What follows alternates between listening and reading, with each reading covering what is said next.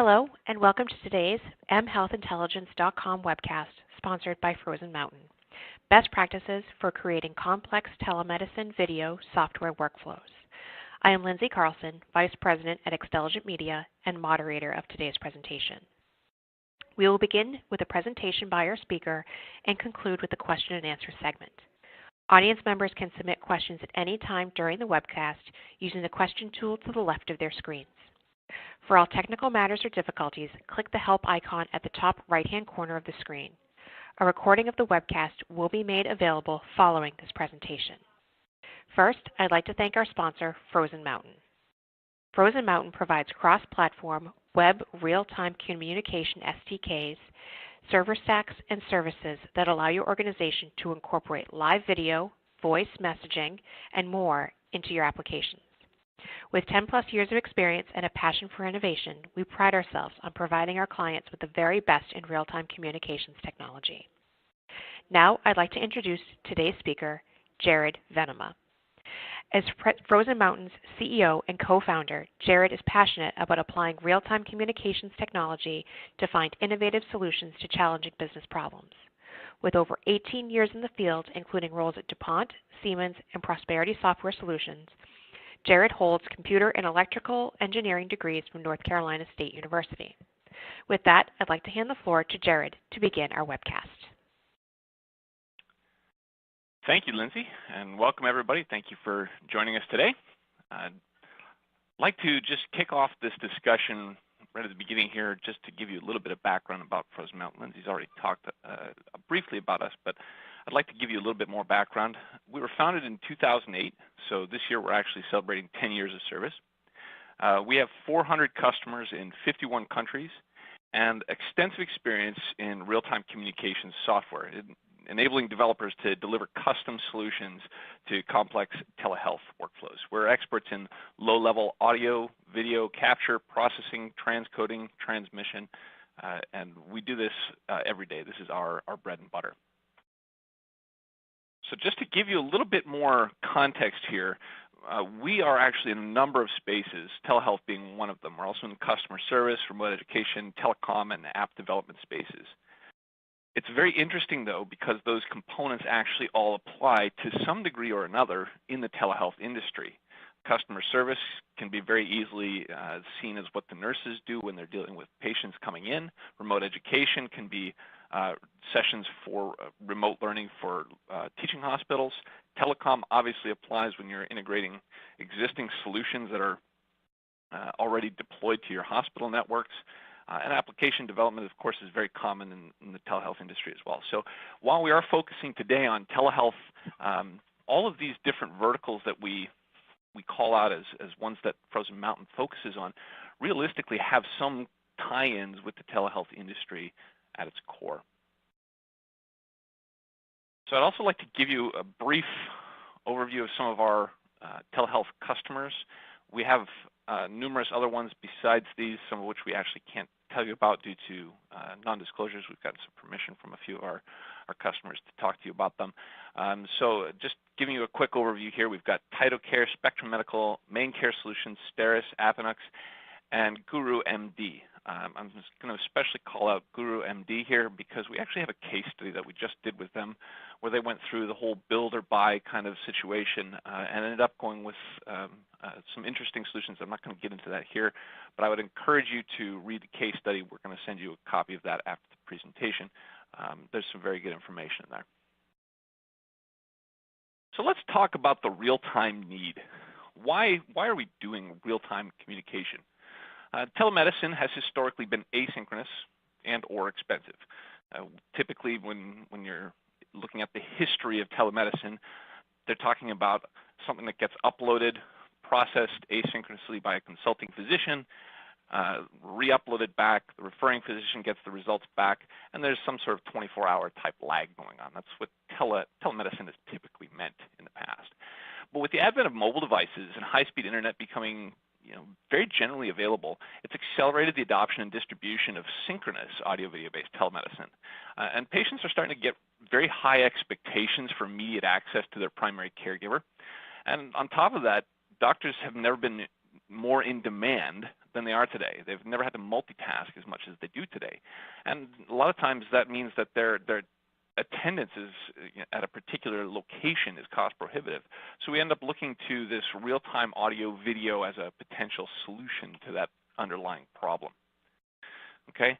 Now there is a challenge with real-time audio video, and web and mobile enabled telemedicine video conferencing is a complex problem for a number of reasons. First off, no two healthcare systems are the same. There's lots of legacy equipment, lots of integrations with other platforms. There's EHRs, there's PACS systems, there's all kinds of integrations that need to happen. A lot of the out-of-the-box video platforms are insufficient or deficient in some way. They may allow for some sort of basic communication, basic use case, but not the complex ones that your actual hospitals really deal with on a day-to-day basis. They're just a little bit too little, and they're not flexible enough to deal with the situations that arise in the real world. And oftentimes the short and long-term business needs require different technical solutions. We are in an age that is advancing technology at an exponential pace, and your business needs are evolving rapidly, and you can't box yourself into a solution that will work short-term but won't actually fit with what you need in the long run. And then, of course, on top of that, you've got compliance risks, you've got costs that have some major impacts down the road based on your video and real-time data and infrastructure choices that you're making today. So that kind of facilitates the next question that says, what are the real questions and best practices to follow when choosing and building your synchronous telehealth solution? And that's the question we're going to try and answer today. I'm going to present you with a whole bunch of potential questions and best practices as you move forward in that solution space. So let's start with security. This is probably the number one concern for anybody implementing a health solution. How are you going to secure it? It has to be accessible by doctors, patients, nurses, has to be fully HIPAA compliant. Lots of complex roles amongst all of the people involved in every particular consult as to who can see what under what conditions. So you need to make sure that you pick a video solution that can be integrated with your existing user management and authentication schemes to avoid yet another user management platform. There are standards out there for synchronizing users and all this kind of stuff, but it adds a whole layer of complexity. If you can avoid it, it's much better just to find something that can be integrated easily with your existing management system and not have to even touch any sort of user management. You want to make sure that all of the right security is in use. SSL, TLS, DTLS, these are all fun acronyms in the security world. 256-bit encryption. Just make sure you're talking with your security professionals to make sure that they're looking for these particular things. Also, watch out for what someone says or what they mean when they say HIPAA compliant. It's an interesting phrase. People like to say HIPAA compliant, but HIPAA has a lot of nuances regarding how you use the data. So it could be HIPAA compliant if you use it in one way, but not in another way. So you need to make sure that you have a good understanding of what your solution provider means when they say HIPAA compliant. And make sure you select a solution that stores and transmits data within your allowed network. It can often be limited by country. We've got customers that have restrictions about the network that they're actually in. Particularly government institutions have restrictions that it can't leave their network. Sometimes it can't leave the country. So just make sure that whatever solution you're choosing can actually kind of restrict that information flow so that it stays within the confines of the rules that you're allowed to be within. Another common thing to do is to integrate with medical peripheral devices. So if you're doing a live telehealth consult, you want to be able to, hear from a stethoscope, glucometers, see otoscopes, EKGs, pulse ox temperature. All of these components, you may want to be able to live broadcast them. So you need to be able to talk to your video solution provider about current feature support for peripheral devices. In particular, can you write a custom connector to be built for a new device, or for that matter for an existing legacy device, so you can stream, for example, a live ultrasound or an EKG or an ECG or a multiscope, whatever it is. You need to be able to adapt to those future needs. And you can often use the data channel API. In particular, it's highly useful for information such as point data that's coming off a pulse ox, where you're broadcasting something that's just pure data. It doesn't really have a visualization component to it, and a data channel API or an equivalent of that you can use for broadcasting point data. Be aware of what those limits are. Sometimes they're different than the audio-video limits. Another thing to watch out for is browser and device compatibility. So if you have a bring your own device strategy, or if your patients are using a lot of different devices, you have a patient endpoint for your solution, they're using a bunch of devices and browsers, you're going to need a video conferencing solution that's compatible with all of them. So you want to make sure that you find a video solution provider that supports just a massive platform of operating systems and browsers and everything else. It just means you're going to get better options for your patient and nurse access, which is just going to increase the quality of the care. And you need to understand the difference between support for an application that is something that's downloaded from the App Store when we're talking about mobile, and browser support. Typically, you want both if you can get it, and that's what we actually recommend here, is starting with a browser experience so that the end user gets immediate feedback and immediate access to even that live consult. But then when they want a little bit more of an enhanced experience, for example, they want push notifications notifying them when their next physician appointment is, then you can push them up to an app. So you need to make sure that your solution provider has the capability of integration both on the browser side, on the mobile device, and then also in the app. So the next question that comes up is scalability. Provided you have a multi-party use case beyond one-to-one video, which if you don't have it today, you pretty much guaranteed will have tomorrow, you're going to want to be able to scale up your solution. Multiple party members joining in, broadcasting for training, remote consults and triage, all tend to have multiple people involved with them. And when you start doing that, then you need to make sure that you have a solution that doesn't just rely on a peer-to-peer network, that is two people connecting directly to each other. It's inherently got limitations, not just from compatibility, which will also have a lot of compatibility issues if you don't involve a server in the middle, but also from a scalability perspective, it's going to be challenging to scale that solution up as you add more people. So make sure that you talk to your solution providers about the size and types of video conferences they support and the performance of the devices at those scales. The hidden side effect of larger sessions that as you add more and more people into them, of course, there can be limits on the devices, especially mobile devices. So make sure that you've got a solution that actually scales up the way that you think it will for the size of the groups that you're going to need. Not just today, again, your solution today may be two people talking to each other. But tomorrow it's going to be the next thing, and you're going to start doing group sessions with 5, 6 people, or you're going to do a broadcast to 30 people, and you're going to want to be able to take those future steps without having to rebuild your entire system.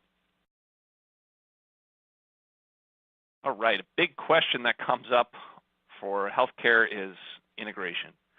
EMRs, existing infrastructure, your Cisco systems, your Avaya systems, your Polycoms that you've already got deployed out there. You spent $20, $30 million investing in your infrastructure. You don't want to throw it away. Of course, you need to be able to pick a solution that's able to integrate with those, both from an audio and video perspective. Not all of you have necessarily a video platform with all of those, but if you do, you want to make sure it's supported, and you certainly want to support the audio, even with just PSTN phone systems that you can, that's plain switch telephone network that's for just calling into a regular phone line. So make sure you pick a video solution provider that actually has some integration mechanisms. Typically, I would suggest that you would want to be able to have a solution that just exposes the data in a format that's easily ingestible in other formats. So basically, something that can kind of sit in the middle and you can translate it to whatever you want. That way you can convert to HL7, Fire, whatever you might need there. You want to make sure it has SIP support.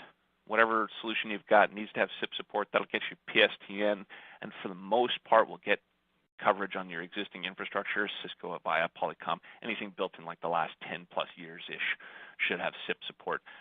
You'll hear another term thrown out called H323. That's a very, very legacy one.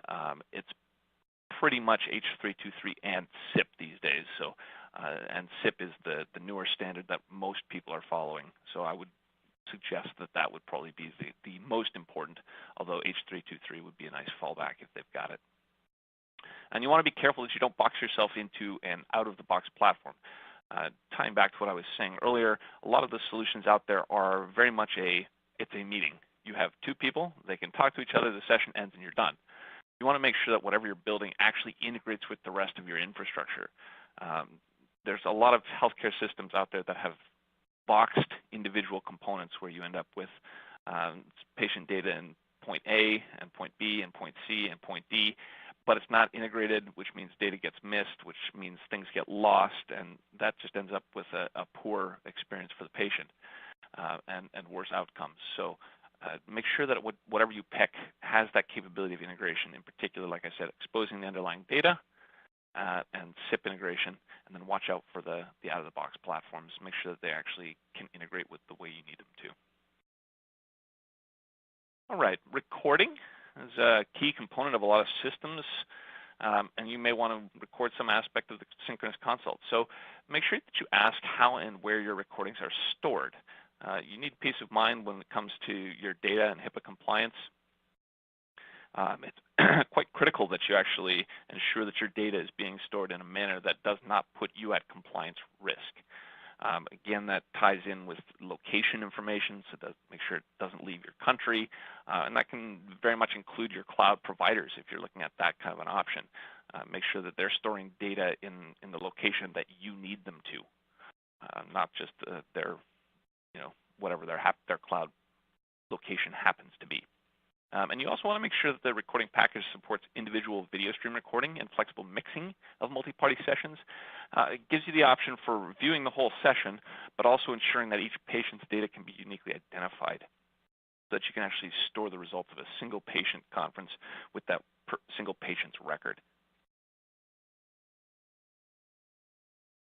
Operating expenses always come up, so you got to watch out for your operating expenses of your telemedicine platform, and you just want to make sure that your video solution is capable of dynamically choosing the most cost-effective connection type, and we'll get into that a little bit more later as to what those are. But if you're going to scale to the public, you also need to select a solution that's capable of automatically growing and shrinking infrastructure on demand. If you're doing this just internally in your hospital, that tends not to be quite as critical, but if you're involving the general public, then a lot of times you need something that is a little more scalable so that you can manage your costs, for example, shutting down servers and stuff overnight and not paying for them. But also you need to understand that for the most part, bandwidth is actually going to be the major component of your operating costs, believe it or not. So make sure whatever solution provider you end up going with has a way to control bandwidth, and if you're going with some sort of a cloud provider, make sure you incorporate your bandwidth costs into your operating estimates. And then, of course, you can consider the cost savings of going with one or the other, your own infrastructure on-prem versus a self-hosted cloud solution. A lot of times, if you set up your own on-prem infrastructure, you can get bandwidth at significantly reduced prices through peering and other arrangements. So another common challenge is remote areas and poor networks. So this one comes up all the time. Your patients are going to be connecting from locations that you don't have any control over. They're going to have poor broadband connectivity. They're using old devices, underpowered tablets, PCs from 10 years ago. You don't know what they're coming in from. So you want to make sure that you pick your video solution that's capable of continuously adapting to both network bandwidth changes, which is a key one, and also even CPU changes, basically adapting to how the quality of the conference is going, not just particularly bandwidth, but as a whole. And then talk to your solution provider about how their product service identifies and deals with patients that are using those legacy devices. Complex workflows. This is probably the toughest one to get a handle on, because it actually means that you're thinking not just about what's happening today, but starting to think about where your platform is going to be used in the future within what you already are doing today. So if you have, for example, virtual waiting rooms versus breakout rooms versus multi-camera scenarios because you're monitoring an emergency room, patient data is sharing, such as even screen sharing with your nurses, x-rays, annotations. There's all kinds of scenarios that you're going to deal with where you might want to have two people working together or talking or communicating in some way, shape, or form. Just make sure that you have a solution that is extremely flexible, very powerful API that really gives you the opportunity to implement the solution that really solves your particular need, and not just something that gives you a quick out, but actually is really solving your problem. Again, a lot of the standard white label video platforms are limited in subtle ways, from the quality of their feeds to what they're actually capable of doing to getting the results out of the system after the fact. You're going to have complex situations coming up, so make sure that you don't put yourself in a scenario where you can't solve more complicated problems than are facing you at this very moment. So make sure you pick something that's flexible and set yourself up for the future. And speaking of the future, telehealth is an evolving area. There's so much that's happening there constantly. It's important to understand that your patient care strategy and competitive differentiators are going to evolve. So as that occurs, make sure that you're looking for a solution that's extensible, as I just mentioned, with a fully featured API. Make sure you pick a solution that's been architected to be customizable by your development team or a trusted supplier. And then start looking for the future. For example, ask about how augmented reality or virtual reality can be supported in this video solution. We're getting more and more customers that are starting to come to us and say, hey, we're adding virtual reality into whatever it is we're doing. Virtual healthcare is a thing that's coming like a freight train. So make sure that you're thinking about, okay, well, for our solution down the road, what do we really want to be able to support? And should we be planning for that now, just to be able to say when it comes, we're ready for it? Doesn't mean you have to do it today. It just means you have to say, hey, maybe that's something I should actually prepare for today, so that when it comes, a year or 2 years from now or 3 years from now, that you're not caught by surprise. So with that, I'd like to actually run through a quick case study that actually is going to touch on a variety of these scenarios and see how they apply in the real world. Before we do that, I'm going to touch on three kind of technical terms here, but they're important for you to understand as we go through the case study. So let me do that really quickly right now. So when you're creating network connections between various parties in an audio or video call, there are various network topologies that can be used that have pros and cons to both the end user, the server, costs, the whole 9 yards. And I wanted to call out how those various solutions work so that you can kind of understand what's happening as we transition through the case study. So first off, one topology is a peer-to-peer. Okay, that's two people directly connected to each other. It has very low operating costs because the bandwidth is often directly between the two users. Okay, now in a hospital network, a lot of times that doesn't actually quite work out, but it's the lowest possible operating costs. It's good for simple use cases. We've actually got 4 people in this little diagram here, but the reality is that's actually more complex than I would actually suggest. We just did this to keep the diagrams consistent. I would actually suggest that you probably don't want to put more than 2 people in a peer-to-peer network. The bandwidth consumption goes way up, CPU goes way up. It's a very challenging thing to do from the end user's perspective. It's very CPU intense. It's hard to record because it's not actually going through a server. The participants are using more bandwidth. So it's a very challenging scenario. It's okay for just direct connection. Anything beyond that, I probably would stay away from it. The next level up is selective forwarding. So this reduces the upload bandwidth, which is typically the more restricted bandwidth, and permits transcoding, recording, and wider device support. For example, iOS and Android, of course, are very kind, and you cannot actually do a peer-to-peer connection between 2 of them fairly regularly because iOS, Apple decided to support one platform, Android with Google decided to support something else, and they just don't talk to each other. A selective forwarding unit sitting in the middle lets you transcode between the two of them and ensure full interop. It also ships some of the CPU load from the patient to the provider, to the server side. That gives us some flexibility so that lower-end devices aren't quite so challenged. However, you're still getting multiple streams for every participant, so you're still going to have some bandwidth usage there.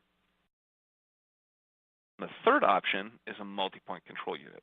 This is where you end up with a one-to-one connection between each patient or each person in the conference and the server, which is phenomenal from a bandwidth perspective and a CPU perspective, but it shifts a lot of CPU to the server because you end up having to mix those feeds into a single stream for each participant. So there's some trade-offs on the CPU side for that to work, which are not insignificant.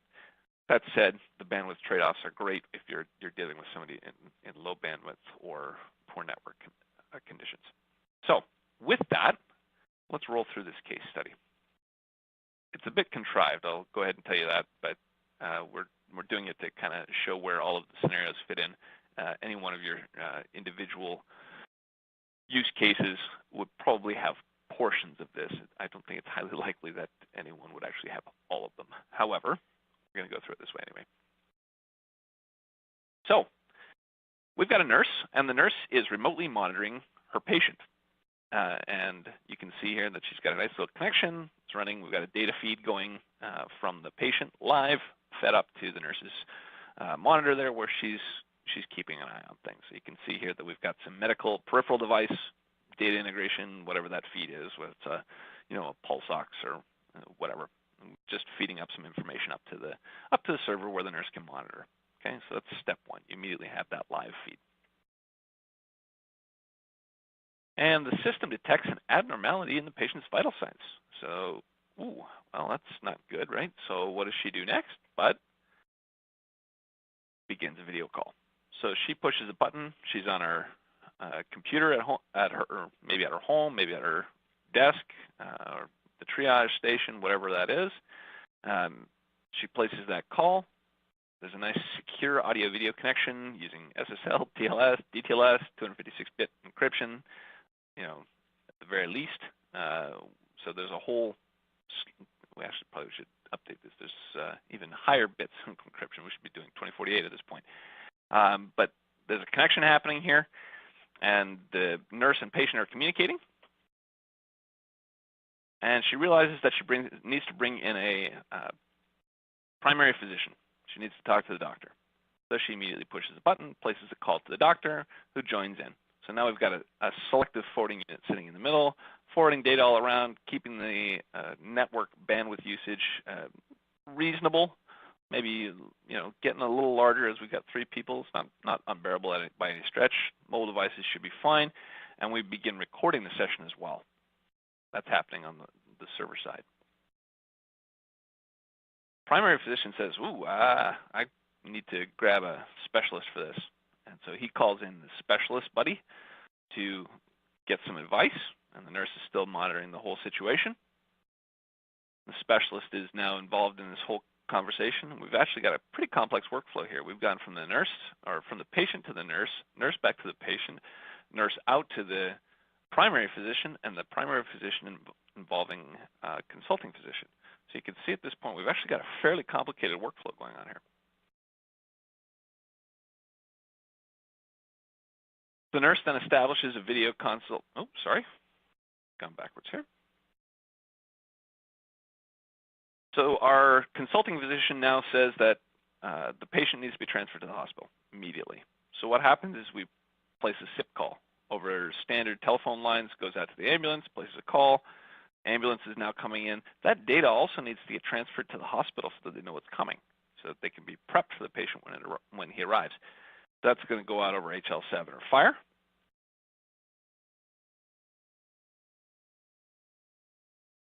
Now the patient begins speaking, only we realize just now we're not actually quite sure what he's saying.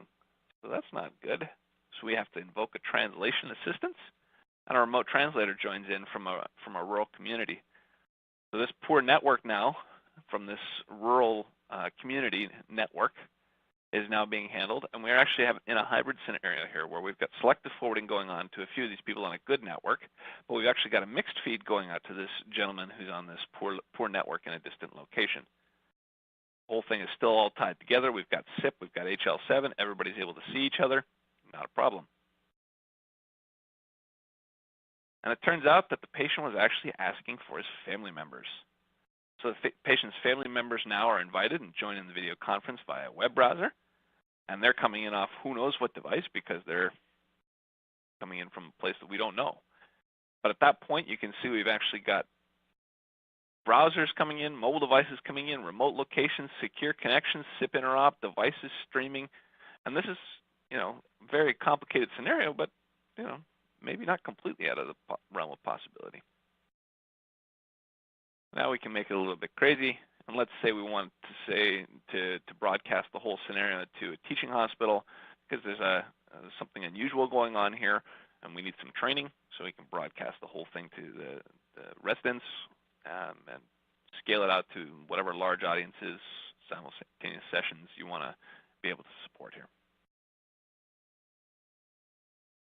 And you can see that this whole situation, that little dot in the center, or square in the center there, has been kind of shifting. Peer-to-peer, SFU, MCU.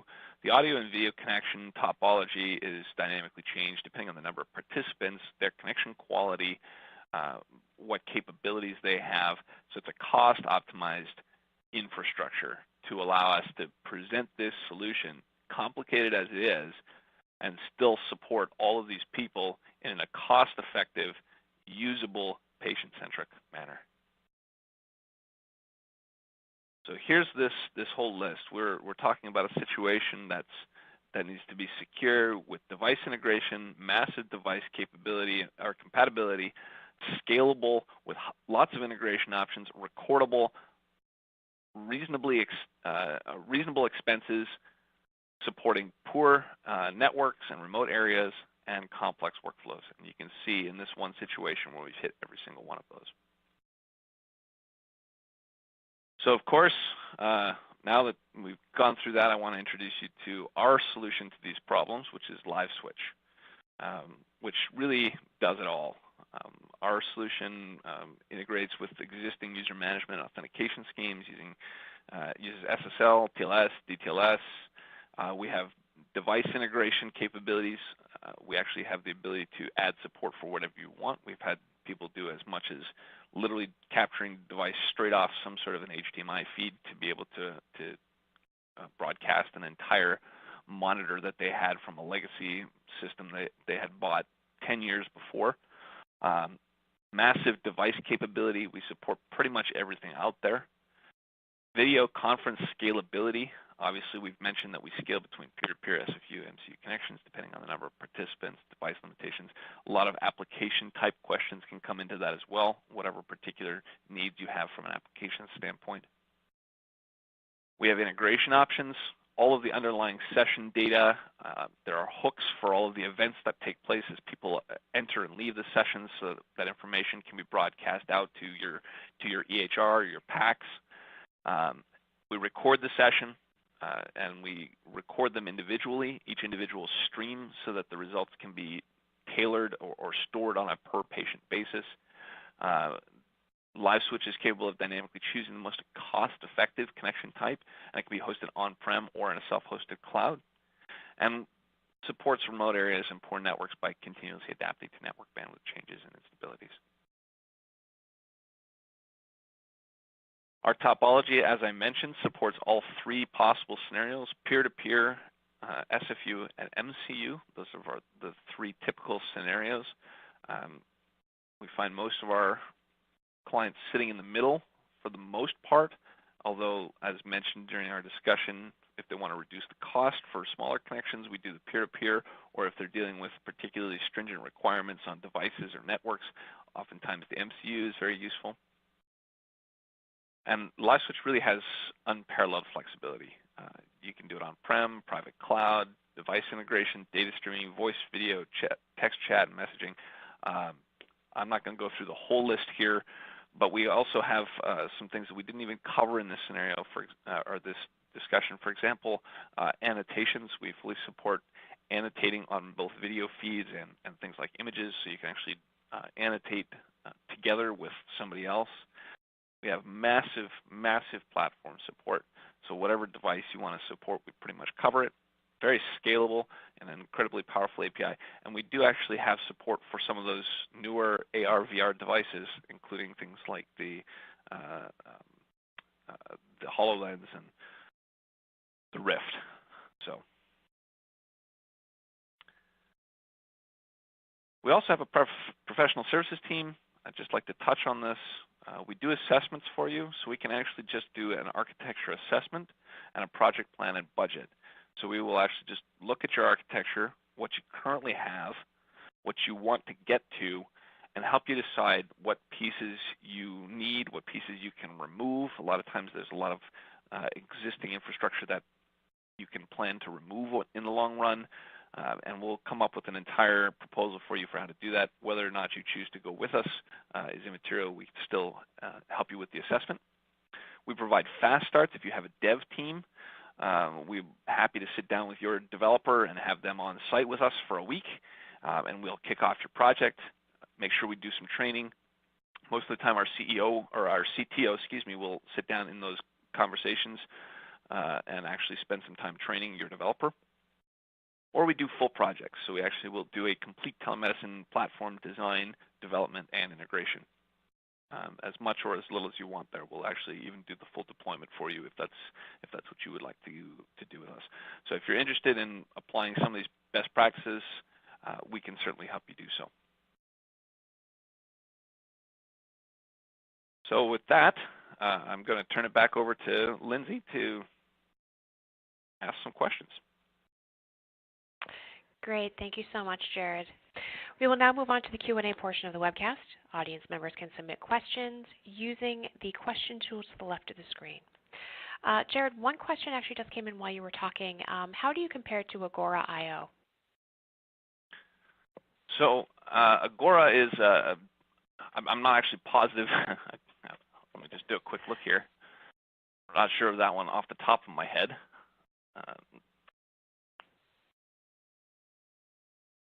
Oh, yes. Okay. So Agora, yeah, I'm actually familiar. So Agora is they're a similar type of solution. They provide particularly the network side, though. So their claim to fame is actually the network side, and that's where they're focused. So they actually don't really provide, for example, an on-prem solution. They have kind of a basic SDK. Their goal is more around the edge network. So a different kind of target. I think it's even possible you could be able to use some of their infrastructure with what we've got. But of course, again, they're cloud only. So one of the things you want to watch out for with that is, where's your network going or your data going, and is that a solution that you're comfortable with? Okay, great. So a couple questions coming in as we were talking. We're under a deadline. How much time do you typically need to get a video conferencing solution like yours up and running? That's a great question. Believe it or not, the video solution part is not going to be the massive time sink. You can get up and running, with the downloadable version of our software. You can get it up and running instantly and have like a little video conferencing application. Tying it into your application is actually fairly quick. However, the challenges tend to come around how do you tie that information into your other systems. Talking about the legacy interop is a key piece of what we're asking there, which is how do you take information that's been recorded and then shove it into your packs. That tends to be where most of the time is being spent, as opposed to during doing the actual video integration component. The LiveSwitch system is very simple from a technology standpoint, and it's very consistent across all platforms. So if you can build it once, for example, on the web browser, taking that same code and porting it into your mobile apps and stuff like that is a fairly straightforward operation. Okay, great. How do you ensure that devices that may not have been invented yet, for example, types of virtual reality, will eventually be compatible with your product? Right. Yeah, that's a tough one because honestly, we can't completely foresee the future. So what we do is on our team, we actually just make sure that we are constantly evaluating the new technology to make sure that whatever we're building is compatible with those up and coming devices. So we actually spend a lot of time, energy, money on our side to ensure that those future devices are compatible with what we're building on a regular basis. And then we also just try to keep with standard platforms as much as we can. If there's an existing solution out there for, for example, on the HoloLens, it uses UWP, Universal Windows Platform, and we have a Universal Windows Platform SDK. So as long as the target frame or the target device is following one of those existing standards, Android, iOS, UWP, some of those kind of existing platforms, we're going to support it out of the box anyway. So we have massive support as it is today, and we plan on continuing to do so going forward. Okay, great. Do I have to have my own servers, or can it be hosted in the cloud? It can be hosted in the cloud. Right now, you have to put your own servers in the cloud. So you'd have to just set up a quick account with Amazon. There's really nothing to that. We do have a cloud offering we're looking to launch in the near future, just to provide a simpler route for people. But at the moment, you need to have at least servers somewhere. We do have some partners that we work with on a regular basis that would be happy to do that for you, though, and eliminate any of the maintenance and overhead costs for you there. So if you're interested in that, just talk to us, and we'll hook you up with one of our partners. Okay, great. Here's our final question of the afternoon. We have an existing phone system that we need to connect to our video solution. How difficult would it be to integrate them? Good question. So what you're talking about with an existing phone system is going to be something like SIP. That's going to be the technology that you're talking about there. That's just a standard technology for signaling and audio video data transfer. LiveSwitch has a SIP component built into it. So basically you just point LiveSwitch to your SIP endpoint, and that's kind of it. You have to put a little bit of a mapping in between to say what your sessions are in LiveSwitch versus the phone numbers that you're dialing. That's just a reality of the fact that your browser, for example, does not have a phone number. But aside from that, that's it. You just point the two to each other and a little bit of config and you're done. Thank you so much, Jared. That concludes today's mhealthintelligence.com presentation. A special thanks to our speaker, Jared Venema, our audience, and our sponsor, Frozen Mountain. Thank you and goodbye.